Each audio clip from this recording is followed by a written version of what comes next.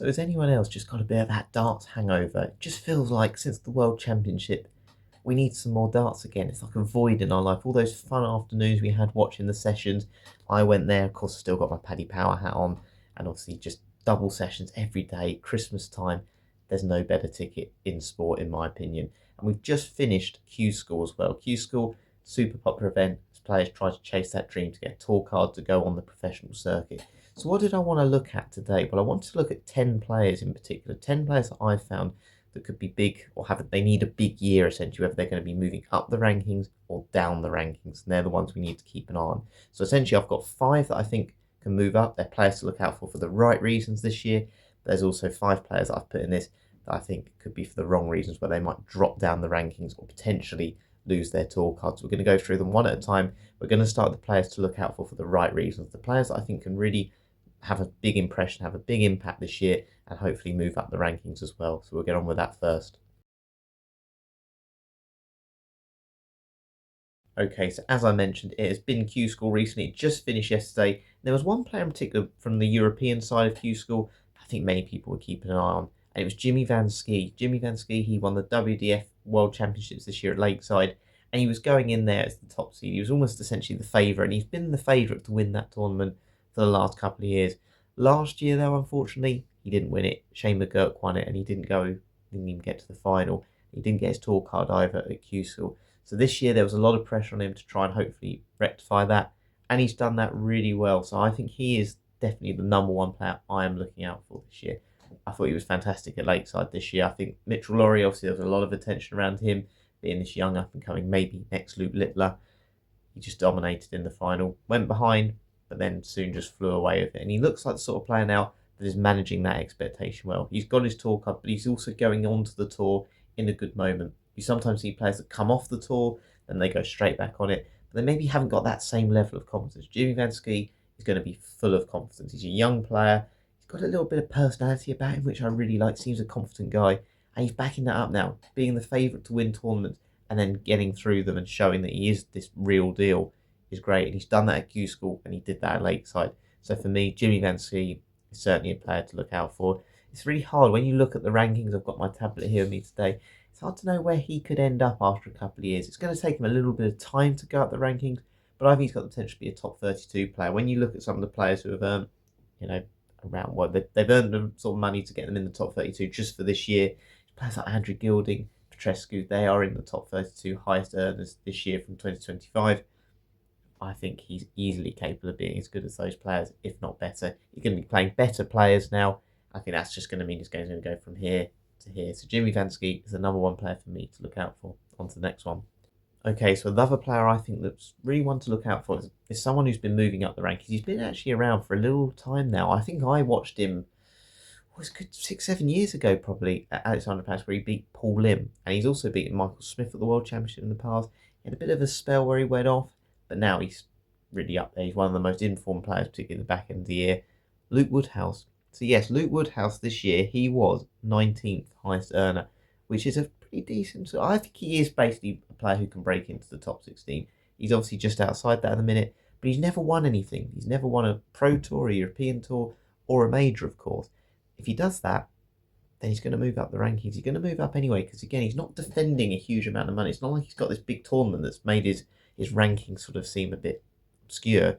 No, he's someone, if he just keeps on that same trajectory, he can go up. And what he's got is he's not the most glamorous player. Some people might say he's a little bit like a Danny Noppert or James Wade, where, look, he may not be at that top level where he's got an amazing A game, 106, 108 average.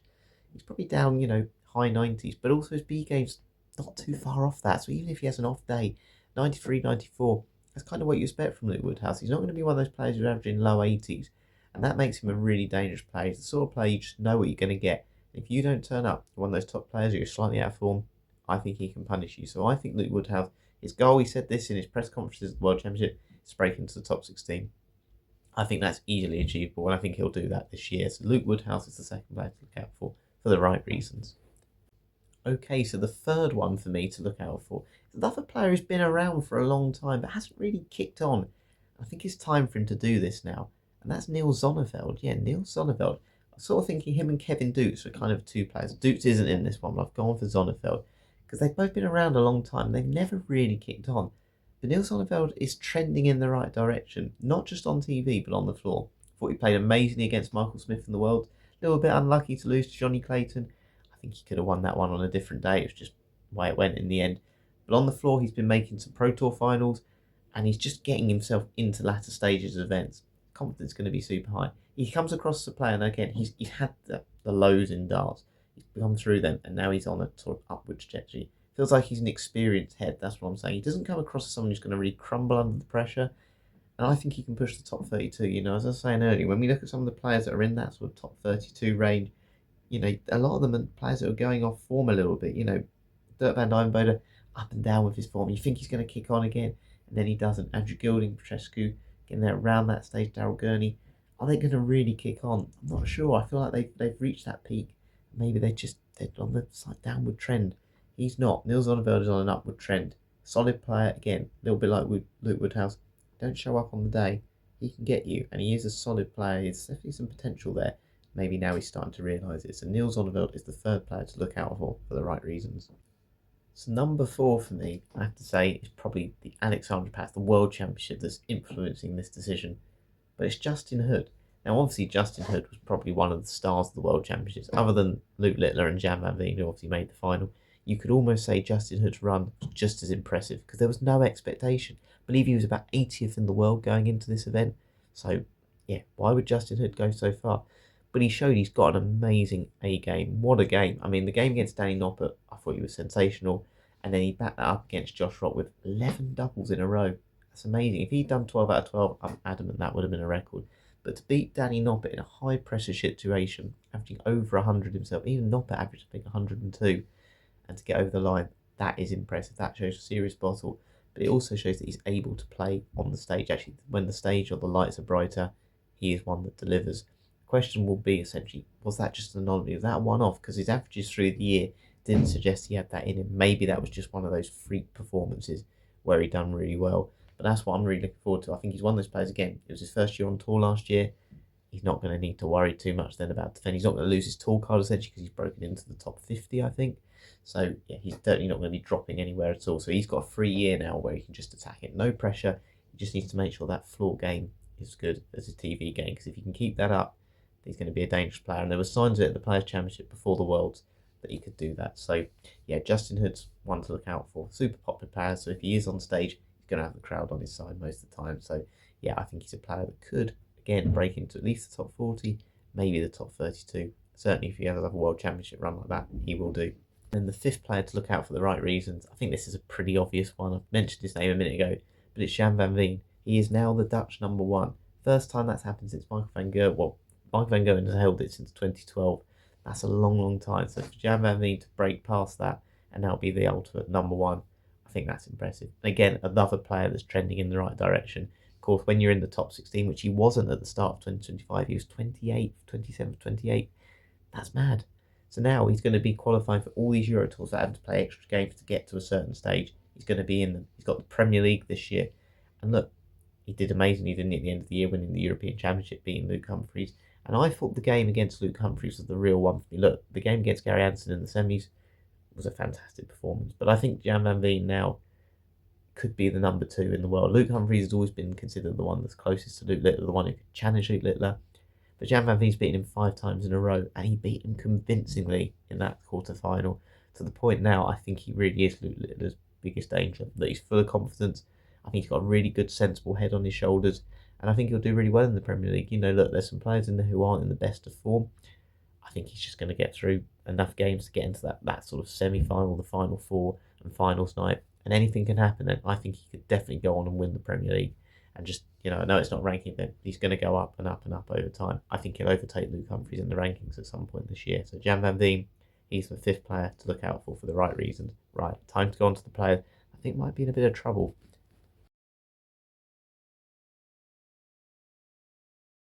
So for me, I'm always interested in the players that have got a lot to defend this year or might potentially drop off the tour. All those things, because this 2-year ranking system, it's super controversial. I don't mind it. I think ultimately, if you're playing well, you'll be up there. If you're not playing well, you're going to drop. It's just the way it is. And one player that's been dropping and dropping and dropping for a long time now is Peter Wright. Now, Peter Wright a year ago beat Luke Humphries in the World Championship, but let's be honest, for a couple of years now, Peter Wright has not been in good form. He's had the odd good tournament, and then it started to go to the odd good game, like we saw with Luke Humphries. Didn't back it up in that World Championship, but now it doesn't matter. He changes his darts all the time, and nothing seems to be working at all. And against Arno Merck, I actually put a bet on Arno Merck to win. Were we surprised he didn't beat him? Probably would have been at the start of the tournament. I don't think anyone really knew who Arno Merck was. But to average under 80, and let's be honest, would you be more surprised that Peter Wright averages under 80 or over 100? I'd be more surprised if he averaged over 100. He's just lost that game. He's lost that confidence, I think. And I think the persona now, he doesn't want to be Snakebite anymore. He wants to just be Peter Wright. I think he's almost a bit embarrassed to go up there with that sort of gimmick and perform like he is. And it's a shame because he's someone who seems to really love darts and he's an incredible player on his day. It's almost like we're forgetting how good he is. I think in a couple of years he could lose his tour comp.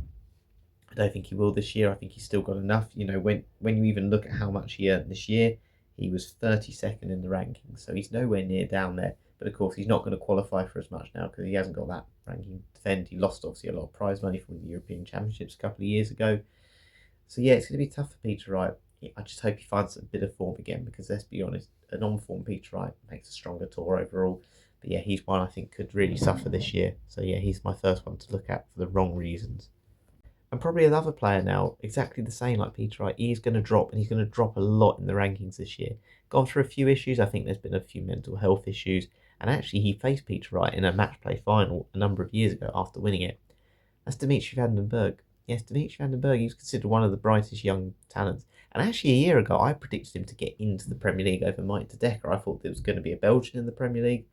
And I think de Decker, or I think van den Berg, I should say, got to about the quarterfinals of the World. I thought, wow, he's going to kick on. He just hasn't this year. There's been obviously a few issues off the board. The throw's not maybe that natural. It's a bit mechanical. He's one of those players that says or screams to me that he overthinks it a lot. He really analyses the game. You see all these efforts he does. I don't think it's necessary to put the opponent off. I know some people do.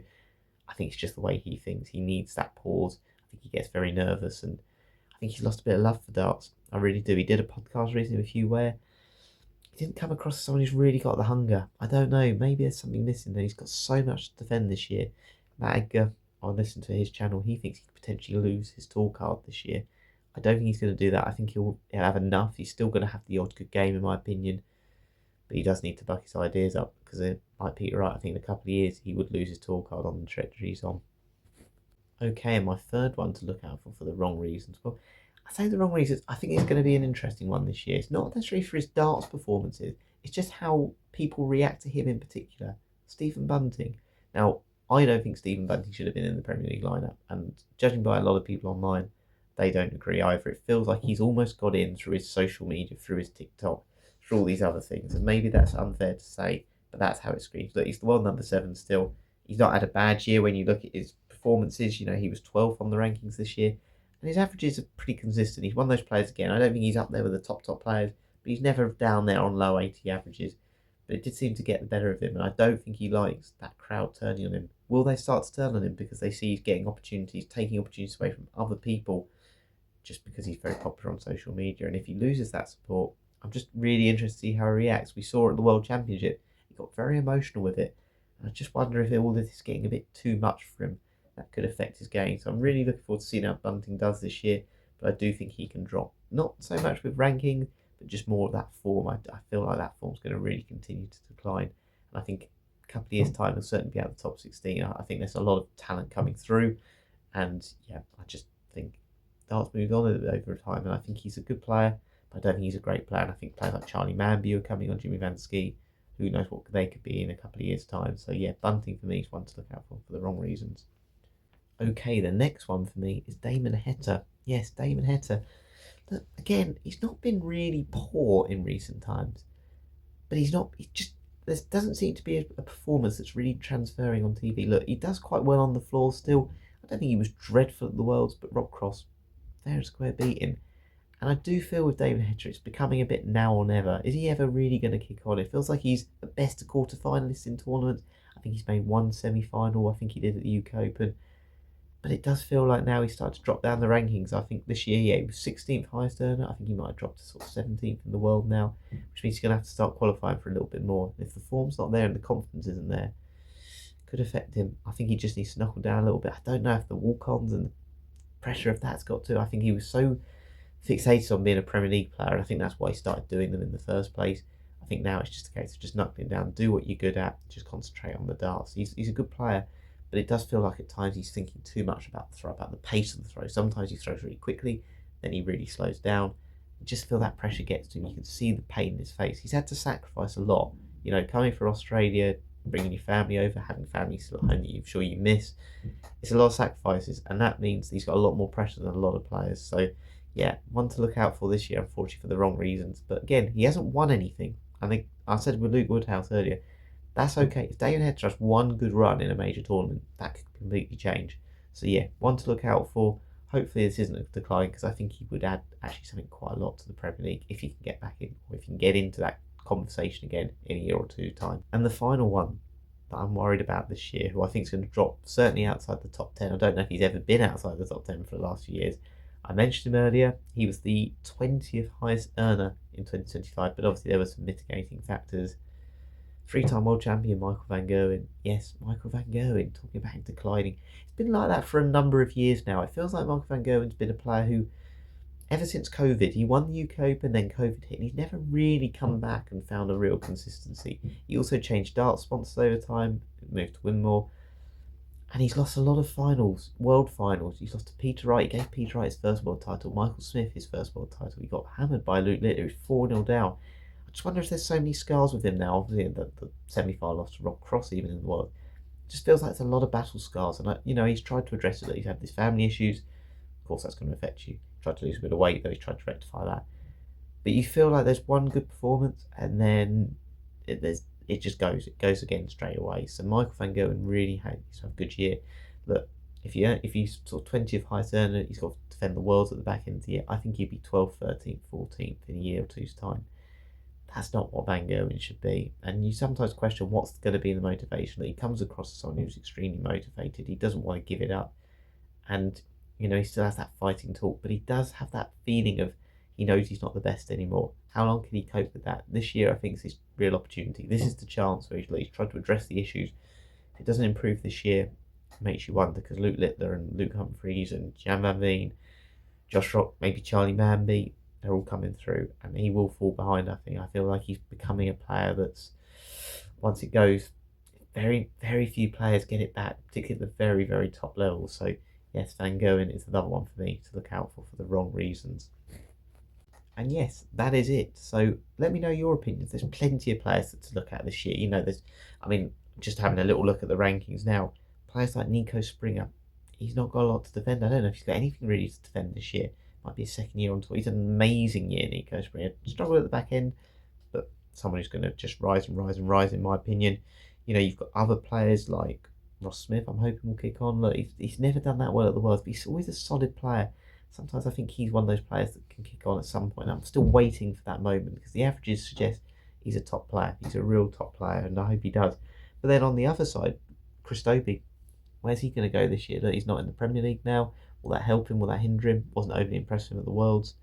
Nathan Aspinall, again, he hasn't got a lot to defend this year. He dropped a lot of his ranking money, and at the moment I think he's 14th in the world. He's going to go up. He is certainly going to go up in time.